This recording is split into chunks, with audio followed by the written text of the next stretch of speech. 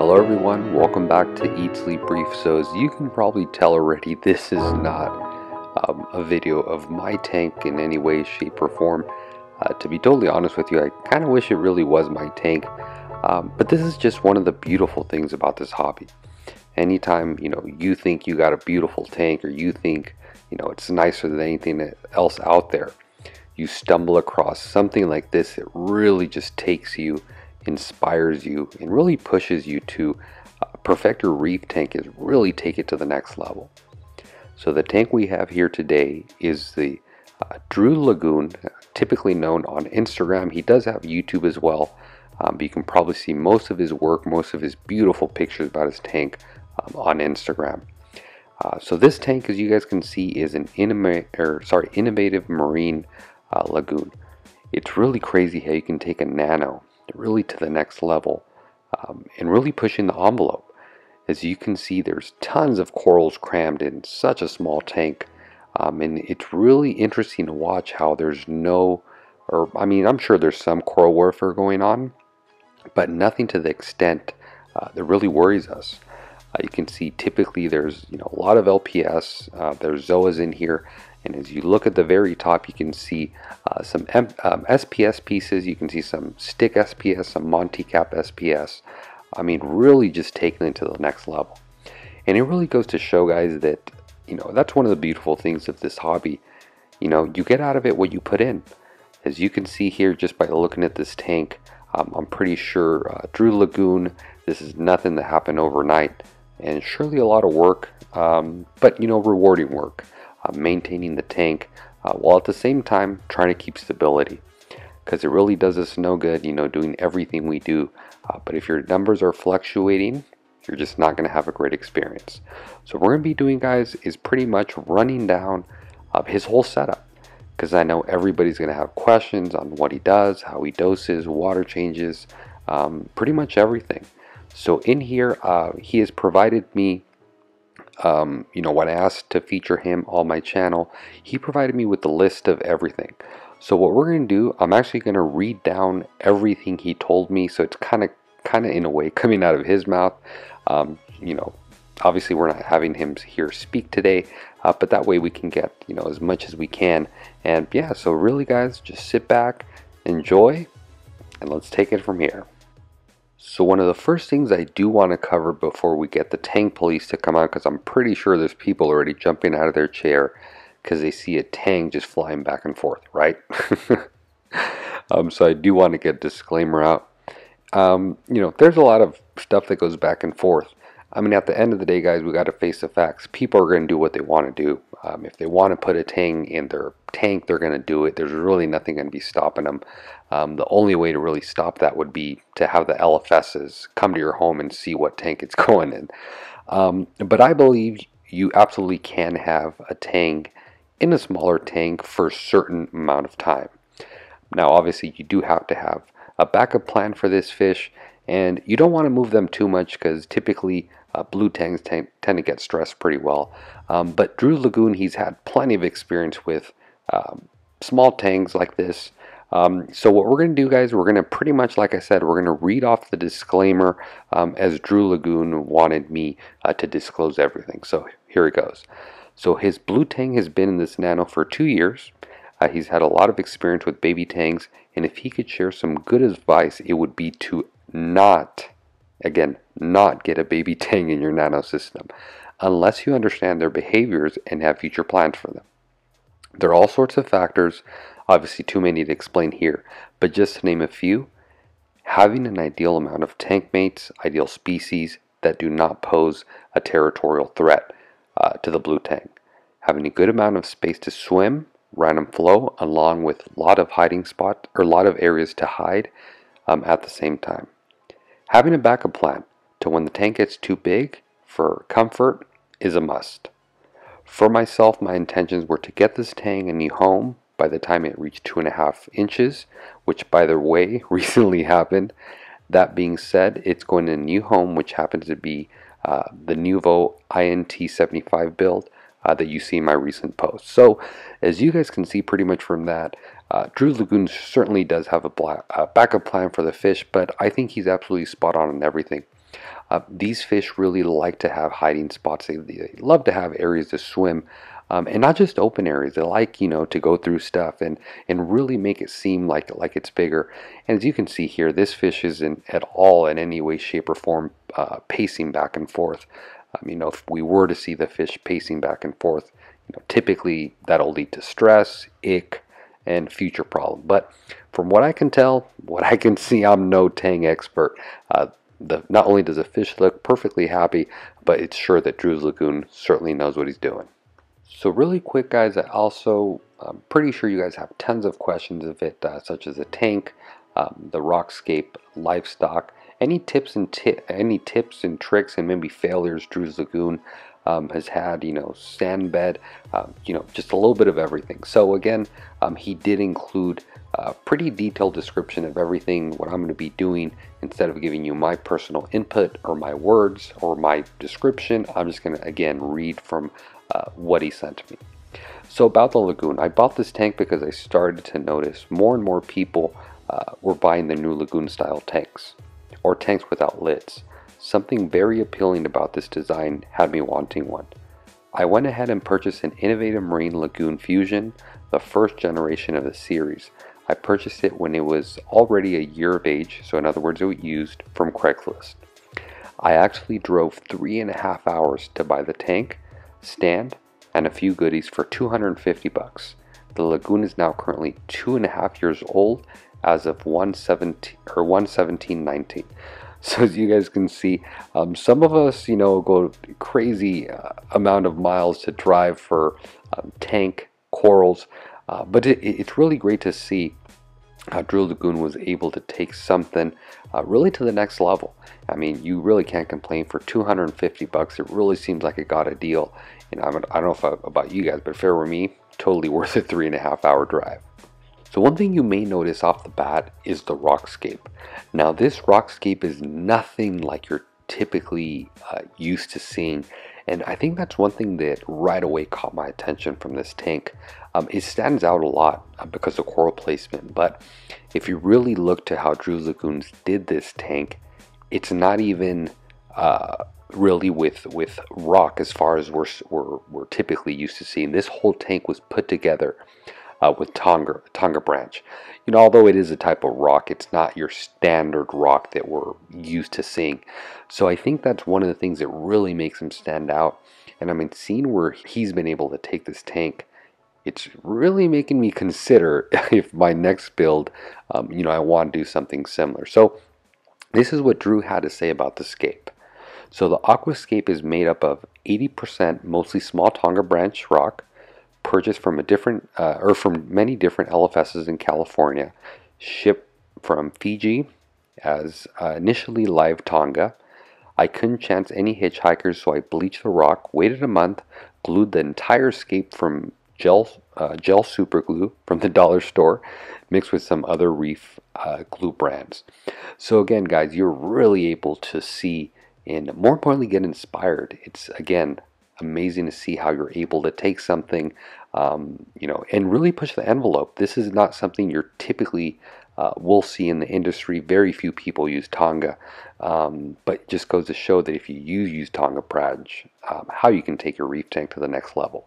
So as far as the livestock is concerned, Drew has a total of 7 fish. There's a few different ones in there, but again, we're going to pretty much run down on his whole livestock from Drew's Lagoon. So I have 7 fish, 1 baby blue tang, it's about 1.5 inches, 1 6-line wrasse, about 2 inches, 1 royal gama, which is about 1.5 inches, 1 blue damsel, not aggressive when not put in pairs. I totally agree with that.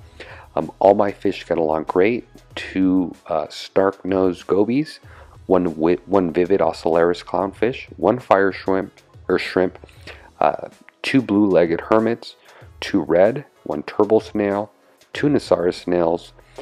I feed seaweed for my blue tang once a week and small amounts of cobalt probiotic fish food, only a pinch a day, sometimes twice.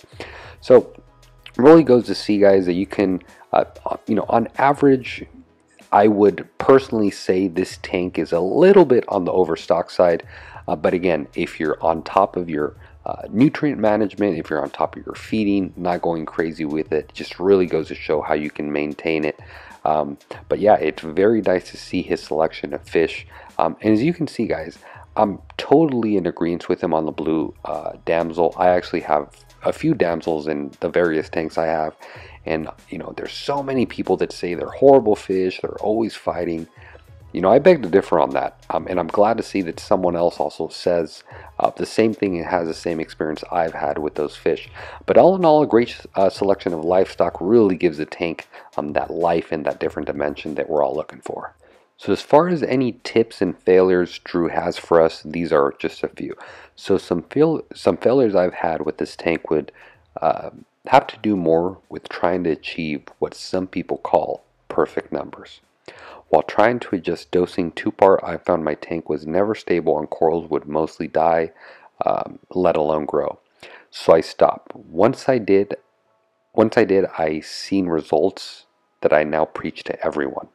Stability over chasing desired numbers, all to an extent, of course. If your calcium is 200, your alkalinity is 4 DKH, we need to get adjusting, but of course, in small increments at a time. Never do it, or never overdo it. Corals are very sensitive creatures. You'd be surprised how well my system does at low calcium levels. I would only worry about high PO4 and really high nitrates. Some nitrates are key. So as far as nano tank tips, this is what he had to say. I try to stay away from too much filter floss, sock material. Don't have time to change them out so often, and they're often detritus and nitrate homes. I use two 4-inch strips of aquarium filter pads cut myself. I place them, or I place small pieces in each side of the surface skimmers. You'd be surprised my rear compartments are still spotless, although the filter is at a minimal. I replace them once a week or every 2 weeks at most. I perform 5-gallon water changes every 5 to 8 weeks, sometimes longer if I'm feeling lazy. Sand bed. So I do not clean my sand bed often. From experience doing it in nanos, I found it does a lot of harm for my tank stability and coral's health. I only clean out the sand bed with the siphon method once every 4 months. I use a handful of basic charcoal media in the filter bag right in the left side of my rear chamber. More water flow in that area, so it keeps detritus out of the bag. I replace every month. I try to keep it simple in the tank for my lifestyle. ULM is key. Lifestyle choices and budget. This is what he had to say about that. Figuring out what you're going to rely on for your life schedule is key to having success in the tank. Rely on equipment, money, or water changes. You know, if you don't want to spend the money. My goal for my tank is less maintenance and more stability with auto dosing. Method of nutrient export is key as well to keep those nutrient levels down. Skimmer, refugium, algae scrubber, bio pellets, and skimmer combo. All methods of nutrient export. However, when your tank is too clean, you're able to broadcast feed much more often, making the environment still filled with the beneficial nutrients that corals to eat, absorb, like feeding reefroids. So, you know, it's great to see how, you know, the method I've been thinking about, what I've been preaching to all of you. It's great to see that Drew's Lagoon is pretty much saying the same thing. You know, I feel that so many people try to chase that number, that specific number, and always, you know, making modification, making changes to the tank based off that number. And, you know, personally, I just believe you'll never have success like that. You will not. And just like Drew Lagoon said, you'd be amazed how low these tanks can thrive on. I mean, if you guys look at my previous, some of my previous videos, I showed how I ran for a tank for almost 2 months at 5 DKH. And that tank is, you guys can go back and watch the video. It's absolutely stunning. So, you know, the corals are very adaptable, but you got to remember, if you're going to make changes, guys, make them very, very slow. Don't do anything that's over the top. And I think he also had a great thing to say about your lifestyle choice and budget. You know, you have to understand that if you don't have the time to give the tank the time it needs, then you need to spend more money on equipment. You know, if you're looking to go the cheaper route, yes, you can do it, but just remember, you're going to have to be on top of your water changes. But if you're a person that just doesn't have the time, it's just not going to work that way. So just a few things, you know, I think he hit right on the nail with every single thing he talked about. So one of the last things here, guys, that I'm pretty sure you guys all want to see is going to be equipment, dosing, and obviously his water parameters. So we're going to be covering those here. So he has two JBJ surface skimmers that help surface scum and also raises the water level. Two AI Hydra 26 HDs, two HMS arms for them, and settings on AI Hydras. So the royal blue is at 85%, the Cyan blue is at 85%, whites are at 80%, violets are at 65%, UV is at 75%, green is at 5%, and reds are at 0%. Now he did make a little comment as far as the white lights. Those are kind of preference. If you want more white, less white, that's really up to you. But you know, a great thing for you guys that do want to replicate his exact light settings, those are it. So he does have an AI prime on the back to power the refugium. He's actually, believe it or not, growing caulerpa in the back of the tank. So you guys heard right, he is growing caulerpa. Caulerpa is a type of algae that a lot of people stay away from just because it can go sexual. Typically they recommend chaeto, but the problem I run with chaeto, especially if you're running in a nano with grow light, and again, this is my personal input, I believe it's very difficult to grow, and it's not very effective. Caulerpa, on the other hand, these are not exact numbers, but just from what I've seen, tend to absorb 2 to 3 times more nutrients and grow quicker than chaeto. Chaeto does very well, but it wants flow. That's the main thing. So they don't do good in all-in-one tanks. They do good if you got a sump. And even then, caulerpa will probably outgrow it. The only downside, like I said, with caulerpa is it can go sexual, get in the whole tank. But the good thing is tangs do eat it. So if you do got tangs, you shouldn't have much to worry about. And I mean, honestly, algae typically won't grow wherever there's a lot of coral. So if ever it did get in this tank, it'd be very difficult for it to grab onto something.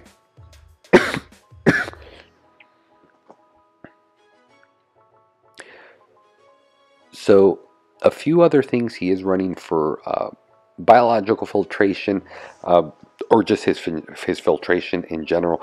He does use chemi pure or basic charcoal when I have it. As far as the wave maker, he does have one MP10.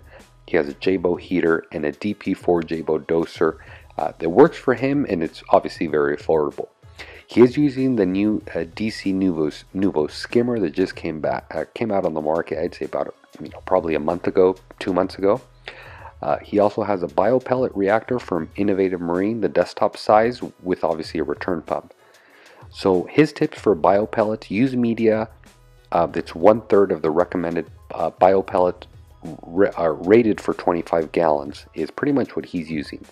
Now, as far as dosing, dosing in this tank is Bionic Calcium alkalinity 2-part. Amino acids is Aquavitro fuel. That's again the product I use. He's using the recommended dosage per 25 gallon, so that's 2 milliliters a day. Hand dosing magnesium from Red Sea as needed. Since I go out about 4 weeks, or since I go 4 weeks, for water changes. As far as the equipment that he filmed all this footage, it's an iPhone 7 with a Polyp Lab filter, and again, that's pretty much the same thing I run.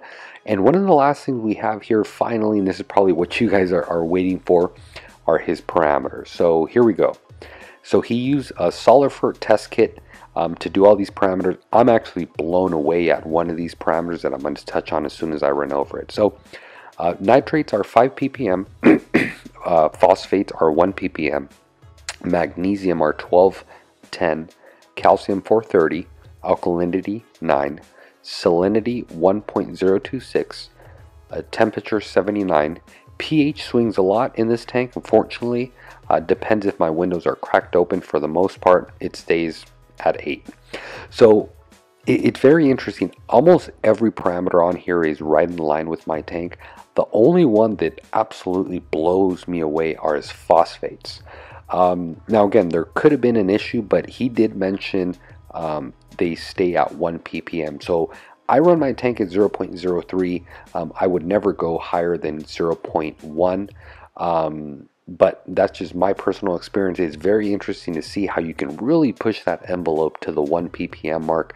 And probably something, you know, I wouldn't hesitate in trying, you know, later down the road, but it's very interesting to see his parameters. So guys, that's pretty much a full rundown about the video. You know, I was kind of debating if I should have done the video my way, with me mainly talking about what I have to say to it or about it, but I figured, you know, since we are interviewing in a way Drew's Lagoon, we are featuring him, what better way to pretty much run down everything as he told us. So I'll probably do a video, you know, later on down the road with this, just kind of giving my personal thoughts, what I like about the tank, what stands out to me, if there is anything I would do different, you know, anything of that sort. But we're gonna leave this video here, guys. I really hope you guys enjoyed this video. I know I absolutely enjoyed it. You know, again, it really inspired me to push the envelope even more, to really push for just some, you know, jaw-dropping tank as you see here. So if you guys do have any questions, comments, or concerns, please guys leave them down in the comment box below. I am going to have a list down below on his equipment, what he is dosing, and if there's anything I didn't answer down below that maybe you do have a question of, you know, feel free to answer. Like I said, guys, I'll have another video down the road for you guys to enjoy, but that's going to be it for today. As always, guys, thanks for watching. Happy reefing.